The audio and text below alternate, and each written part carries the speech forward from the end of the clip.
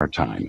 And when I'm not helping bad girls set up their websites, I'm listening to Rainier Avenue Radio.world. On Saturday, June 19th, It Takes a Village presents the 5th Annual Juneteenth Festival from 11 a.m. to 6 p.m. at Othello Park. Come out for a history lesson, marketplace, COVID vaccination, jogs, housing, healthcare resources, and more. Performances by DJ Remy, Zambuco Marimba Ensemble, Jonesy and Friends, DJ Nick's America, Washington Diamonds Drill Team and Drumline, Raven Speaker, Lincoln Wilmore, Logic Amen, and Seattle City Council candidate Nikita Oliver, plus a Classic Diamond Twerk Shop, Dance Fitness Collective 206 demo, and guests Elmer Dixon, State Senator Rebecca Saldana, King County Councilmember Girmay Zahilai, and Christiana Oakley Sumner. Sponsored by Seattle Parks Foundation, Public Health Seattle King County, Safeway, Impact Public School, American Federation of Teachers, Cole Construction and Remodeling Inc., and Cafe Red. It Takes a Village presents the 5th Annual Juneteenth Festival, 11 to 6 at Othello Park. Philam Radio, servicing the Filipino and Filipino Americans all over the world. Philam Radio, streaming live in the internet every Tuesday from 1 o'clock to 2:30 p.m. Seattle, USA time. We are your hosts, Kuya Bert Kawili, Emma Heron, and Manny Panganiban. Philam Radio. This is Mondo Bancaro from Mondo's World. We will be discussing some interesting subjects. Sometimes I might even have some guests. So please listen to my show on Rainier Avenue Radio. If you or a family member are 55 or over and need nursing home level care, but want to keep living where you are, check out Providence Elder Place PACE. This program offers healthcare, housing, transportation, and recreational activities. There are no copays or deductibles, and it's covered through Medicare and Medicaid. Providence Elder Place PACE works to keep you healthy and in your home. Call 206-320-5325 or visit providence.org Elder Place. Providence.org Elder Place. You're listening to Rainier Avenue Radio.world. Check us out on social media. Facebook and Instagram, Rainier Avenue Radio.world, and on Twitter at Rainier Ave Radio.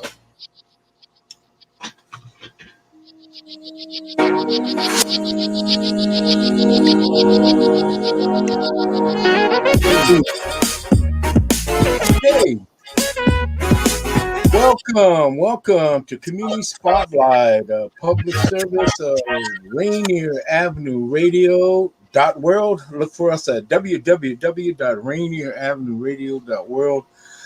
Community Spotlight is going to feature today, or this segment is going to cover Juneteenth. I have a very, very special guest who will be presenting and talking about Juneteenth, which is coming up on Saturday.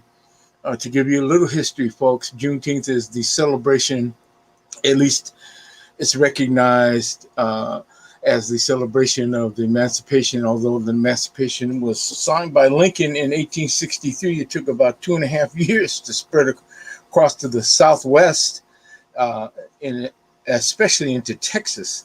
And I'm not going to get into all of those details because my guest is an expert on that, and she's lived the history. And so I do want to invite and introduce Nichelle and Okwuolu. I hope that I'm saying that. Am I pronouncing that correctly? Okwuolu. Swahili. It is Nigerian. Oh, okay. I did. It sounds so familiar to.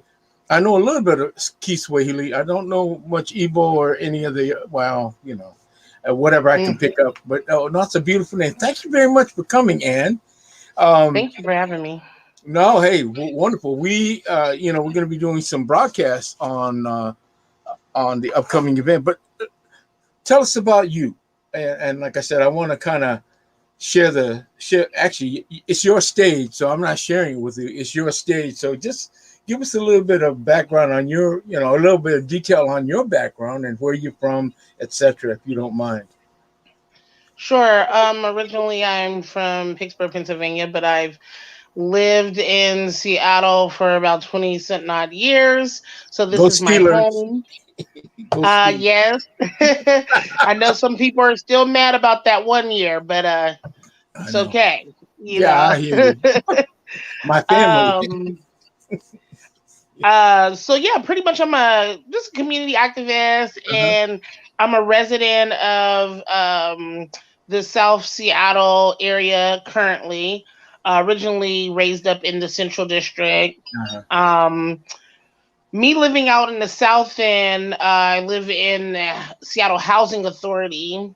I was very energetic to be a part of the community and really wanted to immerse myself in there when my daughter was like early ages, like 1-2 years old. And I did a lot of volunteer work. As I did the volunteer work, I started to notice there wasn't any really real representation for Black African Americans. And yes, my mom is Black. My dad is Nigerian. I love both sides. My mom, though, is who raised me. I do have a Nigerian name, but I just wasn't really finding the connections for Black African American people, especially women, being highlighted and represented in the community. And I began just really, questioning it. And basically people say, you know what, you're going to have to be the change you want to see. And that's where Juneteenth was born in 2016. Very nice. Well,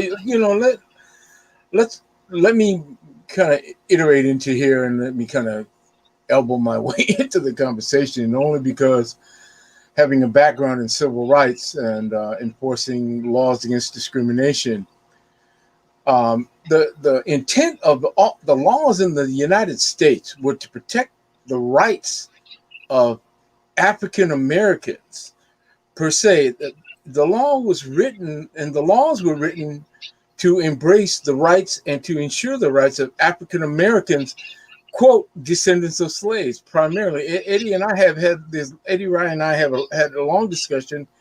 When you look at the intent of the laws, the United States Civil Rights Act of 1964, all the subsequent, the state of Washington has a law against discrimination. And the reason why I'm talking about this is because when we talk about Juneteenth, yes, it has its background in history, I guess you could say proximally to Africa, because the individuals who celebrated were individuals who came from Africa or descendants of Africans, but it is a purely, American custom. It's the United States.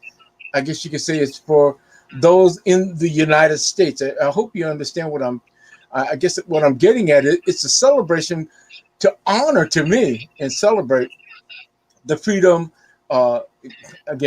emancipation 1863, but Juneteenth has been identified as June 19th, 1865, 2.5 years. That's what the history books say, but we're going to talk about that. But I do want to get a clarification that this is a celebration that's, as they say, peculiar. The peculiar institution of slavery was done away with in 1863. And the celebration. Well, the type of slavery. Yeah. The type of slavery. So, I appreciate you asking the question about the celebration and the history behind it. It is a celebration that I think that all of us can share in. Me, I'm not a Texan. My family's not from Texas. But I did think that in honoring African Americans, I thought that this would be a milestone, right? Yes. And with my Juneteenth in particular, the way I theorize it and I set it up is that everyone has had bondage at one point in time. This is not just a place that only Black people are invited. It's inclusive for all people. So that's first and foremost. And our event will actually showcase all the colorful people and talents and gems of the community. But as far as intent, there has been rules that I think that people have had conversations about intending to do things for African Americans, and then when it gets written, that's Mhm. how it gets all misconstrued. Mhm, There's a mhm. lot of rules that were written because of the sacrifice and the blood and the mistreatment of African Americans, like affirmative action and the civil rights. But even with those things on the books, Black African Americans don't even get to enjoy those freedoms. Right. Other minorities usually are able to take those freedoms. Affirmative action, for instance, white women particularly, gained, the most support out of that. And then, for civil rights, there's all types of minorities, other minorities. I was actually downtown, down in Chinatown the other day, and I was reading something where a guy was Korean American and he wanted to get a sports casting job. And I guess a guy named Rooney from Pittsburgh Steelers made a rule that, they had to actually hire minorities is what they wrote on the books, but I guess it was intended for Black Americans. And so when he got and went to get the job, they basically said, "You're not the right minority." And he just didn't understand. And they actually told him that he was privileged being Asian. He just couldn't get that in his head. And it was actually written in the Asian Weekly and their magazine in one of their restaurants that I just pulled up Mhm, yesterday. mhm. And it's those type of things right there. They have these intentions to help African Americans, but yet everyone else prospers off of it than us. Yeah. Well, I know. I feel like even with being called names, I feel like I've been talked to in different jobs of mine. I've Mhm. been told to tolerate being called the N-word. But if a Hispanic, if an Asian, if an African gets mistreated, they can scream and holler about it. They can even protect themselves if they are violently attacked. Mhm. But when I'm attacked, I have to handle it amicably. I have to be the bigger person. Yeah. Well, that's the dual standard. Again, it, you're hitting on a really, really salient point. That Rooney Rule was designed especially to be a gateway for African Americans to get into the NFL and coaching positions because of the disparity. If 80% of the players or 80% or greater of the players that play and participate in the NFL, the National Football League, are African Americans, 85% or greater, why aren't there more, quote, African Americans in management, in coaching, Yes. as general Ownership. managers?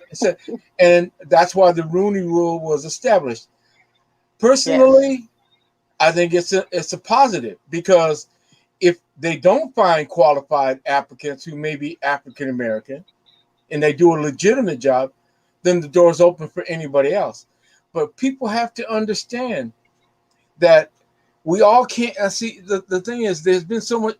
We're all victims of oppression in this country. Whether you want to believe it or not. I would say that Asians that believe they have made it, come on now. The reality is, if you look at who are the corporate leaders of this country, and if you talked about affirmative action, the one group that benefited directly from affirmative action was one group alone: white women. White women gained the greatest foothold in affirmative action all across the board. And we're not just talking about jobs, but contracting opportunities and all of those things, and education opportunities. So the white household never skipped a beat in any type of monetary value or anything. Yeah. So let's move on, because I really want to get into your celebration, to the celebration that's coming up at Othello Park. So let's talk about that, because I really need to focus on that, and I want to get your thoughts on it. You started this, you said, about 5 years ago, 6 years ago? 2016. Yeah, okay. And I know that you mentioned when we talked earlier, Charlene, but let me ask you this. And she did quite a bit, but on Saturday, and it's going to be from 1 to 4. Is that correct at Othello Park? It's actually from 11 to 6. The broadcasting is going to be from those times. Okay. Yeah, I'm sorry. And the station broadcasts it from 1 to 4. I take that back. So we can make our way down there around 10ish, 11 o'clock, and what's going to be there? Because I kind of have an idea, but man, I'm excited about all that's going to be there. So please, would you share with our audience? And I mean, this is really something. This is going to be really great. Oh my gosh. So it is our 5th annual. Even though we started in 2016, we didn't do one for 2020. All right. So that's why we're picking up in 2021 with the 5th annual. And I've had a lot of people that are like veterans almost to my Juneteenth. So we had some great sponsors like Safeway and King County Public Health. They've been with me since the beginning of the time. And they told me this year we are going to make it explode. We are going to go bigger and bigger and bigger. And so I'm super excited. Back in 2016, I was getting people on the phone about Juneteenth and had to spend at least 15 minutes explaining what it was before I even got into the event.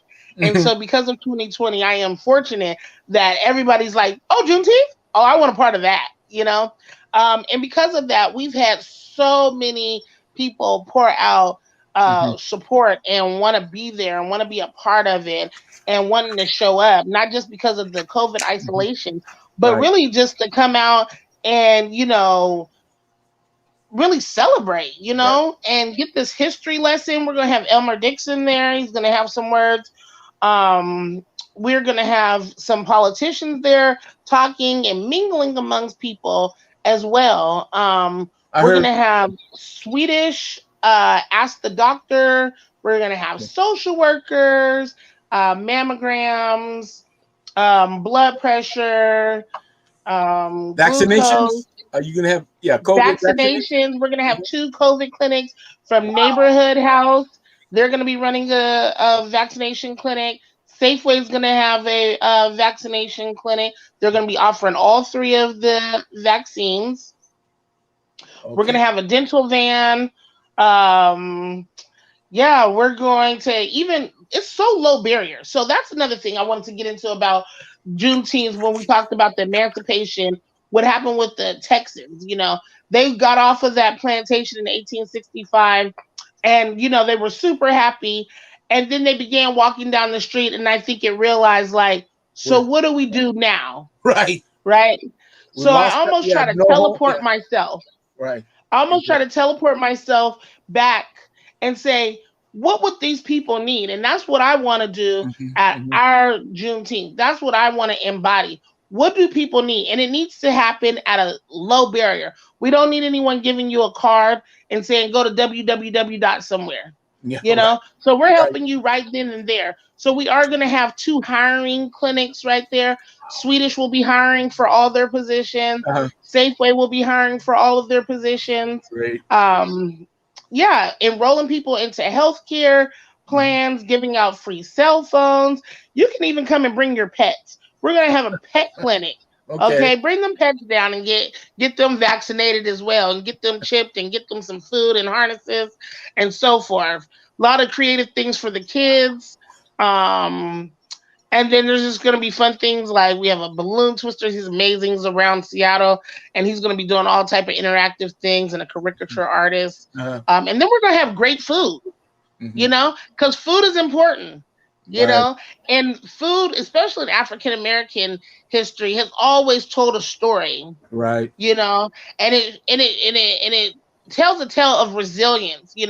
From people braiding their hair and hiding seeds. People bringing over what they could carry in their hands, okra and all types of other seeds that is all over. They're indigenous to Africa, but yet we bring it to the journey. We bring it, and I don't think it was all just slavery journey, from slave ships. I think because, Africans were the first to circumnavigate the world. Okay. Right. Exactly. So we already knew it wasn't flat. And we had already been here before. We weren't taken here. Right. And so we had planted seeds and we had traded with people here, and that's why they remembered us when we came back. Wonderful. Yeah, so the plantain will definitely be in there. We'll have good old soul food. Yeah, I'm just super excited. You're going to have entertainment too. I think I think Logic will be there. Yes. He's great. Actually, his company is great. And see, what people don't understand, Africans are, and again, if you don't mind me speaking this way, but Africans have histories of oral traditions, spoken word. It's also very, very similar to Japanese. Spoken words, storytelling, history, all of these things, same way. I mean, these cultures, Latinos, the same way. All Native Americans, every group of groups of color have oral histories, and they do it from generation to generation by storytelling. African Logic and his group, and that's what I think is so wonderful. The griot party. Exactly, the grills, yes. And I think that's very important. And it's a shame we don't even talk about that in the schools. Well, it's never meant to lift you up. This system was never meant to lift you up, and so it's not a shame. It's working exactly how it's supposed to work. It's until it's until you start to break down those things. Until we start banding together and saying we're no longer sending our children to your schools, but we got jobs to keep. We got to get food. People are like, somebody got to take these kids, and until we get institutions ourselves and get in a situation where we can take those kids and say, you don't have to send them there anymore. Mm-hmm. Because right now you just don't have options. They say there's options, but I mean, if you have to pick about this devil or that devil, it's still the devil, right? So that's kind of the issue that we're still dealing with. And as much as we have really came as a society with technology, I'm sure even you can see, with our age difference from when you were maybe a youngin, what you could actually access. I mean, me just being in my early 30s, I remember when, the television went off. I remember, actually being able to call the operator and connecting your calls, So I'm kind of in that intermediate kind of area, But there's so much access to stuff now. Even then, with all of the access, we still are allowing outright horrible lies because it's tradition. It's that peculiar relationship that they had with slavery. They have it with continuing it. It's never going to go away as long as it's working for those that are in power. So that to me, and you're hitting it you're hitting it right on like the nail on the head. This is more than just a celebration and an interaction of people. This is a cultural tie to really the history, the things that knit the African American community together and reach out to the homeland and celebrate it from that context.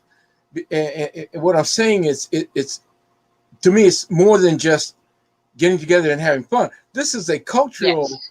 This is a cultural event that we have to understand what that is. It's not just, if you understand, and you know what I'm saying, and it's a cultural imperative that we have to do this.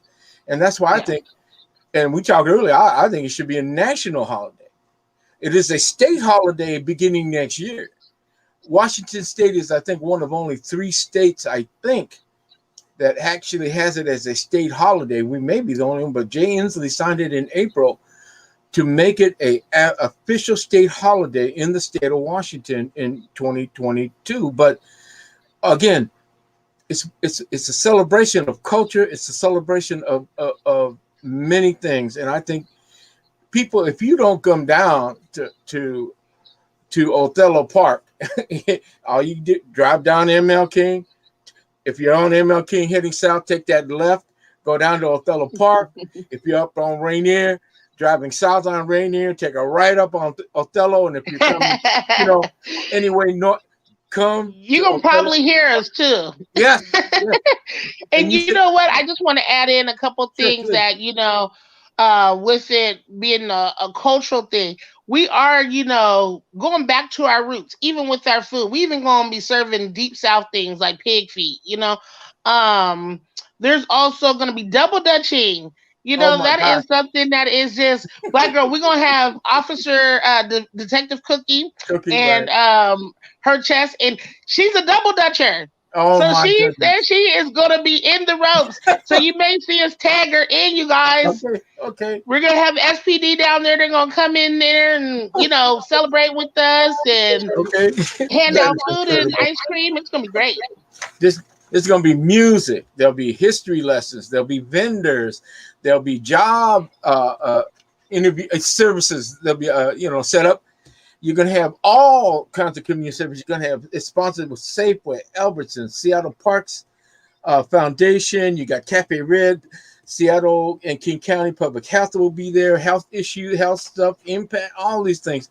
You're going to have spoken word, you're going to have music, you have DJs, you're going to have everything. You're going to have that and a lot more. So you got to come down. And where we're going to be? Yeah, we're going to be there Saturday the 19th, Juneteenth, from 11. And it's not just a celebration; it is a movement. This is just exploding. We're planning to do year-round programming. So look out for me. We'll be doing a lot of things in the community. So yeah, come down. Don't miss this opportunity. Come down. You'll be. Hey, I'm spreading the word out too. I've sent an email with 144 hits saying, "Hey, you got to come down because we're going to be broadcasting down there from 1 to 4." And so so you got to make it, folks. Again, Othello Park, 11 to 6. There's going to be everything that you would ever want to know, and then some. About a cultural event, about the history of it, the celebration. And again, it's more than just a celebration. It's honoring, it's revering, it's understanding the relationship and the culture that's involved with this. And so, folks, again, and you're doing a great job. Continued success on this. You have taken, as they say, you've taken the higher ground and you making it work. And like I said, I appreciate that because, hey, it's like I said, when I didn't know anything about Juneteenth until I was well into my 20s, and then I get experience it in Pasco, Washington, because a lot of the population comes from the South, especially from Texas, and they're talking about Juneteenth. This was in 1978, and I said, "What is that?" I come to Seattle and I start asking people, and they say, "What are you talking about?" So yeah, D. Charlene was here doing it for 35 years before she passed on. She was a mentor. She knew my family, and she took me under her wing. And I'm so happy that she got to grace my Juneteenth and gave it its blessings. And she told me, "Girl, you just keep doing what you're doing because you're on the right track." So definitely honors to her. Yeah, as an ancestor. Thank you. Yeah, and G. Charlene, she's greatly missed in the community. So Juneteenth, celebrate freedom, etc. June 19th again, Othello Park, 11 to 6. Come on down. As they say, be there or be square. You got to make it, man. And thank you very much. You've been again, more kudos to you for understanding and living it. Being real about it, because it's more than just a fun time and a celebration. You understand the cultural tie, and I really appreciate the fact that you're the spokesperson and the advocate for that. The real meaning of this, the real meaning in the soul. Yes, that's what I'm trying to do. I'm trying to bring that up, because it's not just about us, having hot dogs and hamburgers and electric sliding. There's more to this. Yes, that's perfect. So we're going to wrap it up. Community Spotlight with Ann, Nichelle. We're talking about, hey, Juneteenth, June 19th, Saturday, Othello Park, 11 to 6. Come on down. This is like I said, it's an event. It's more than an event. It's a cultural event, folks. So come on down. And thank you very much. You're so wonderful to take the time out to do this. I know you're getting ready for this. You've been doing this all, planning it and doing all the things that you had to do. And again, I want to really personally thank you for taking the time. And like I said, we'll be broadcasting this on for a while. And like I said, we will be there from 1 to 4 p.m. Rainier Avenue Radio.world. So, hey, check us out. And again, thank you very much. Continued success. And hey, if I catch up to you, you'll see me down there. Yeah, because you're gonna be busy. Okay. I know you. Right. I'll be running around, but I make time. Right. I'll tell the family I got a chance to talk to you and interview you on the air. All right. Yes. Yeah. Thank you. All right. Bye. Thank you very much. Take care. Hey, this community spotlight, public service of the Rainier Avenue Radio.world. Again, we have an event coming up on Saturday, Juneteenth at Othello Park. Rainier Avenue Radio will be there from 1 to 4, but the event goes from 11 to 6. Check it out. All right. Thank you. On Saturday, June 19th, It Takes a Village presents the 5th Annual Juneteenth Festival from 11 a.m. to 6 p.m. at Othello Park. Come out for a history lesson, marketplace, COVID vaccination, jobs, housing, healthcare resources, and more. Performances by DJ Remy, Zambuco Marimba Ensemble, Jonesy and Friends, DJ Mix America, Washington Diamonds Drill Team and Drumline, Raven Speaker, Lincoln Wilmore, Logic Amen, and Seattle City Council candidate Nikita Oliver, plus a Trica Diamond Twerk Shop, Dance Fitness Collective 206 demo, and guests Elmer Dixon, State Senator Rebecca Saldana, King County Council Member Girmay Zahilai, and Christiana Obey Sumner. Sponsored by Seattle Parks Foundation, Public Health Seattle King County, Safeway, Impact Public School, American Federation of Teachers, Cole Construction and Remodeling Inc., and Cafe Red. It Takes a Village presents the 5th Annual Juneteenth Festival, 11 to 6 at Othello Park.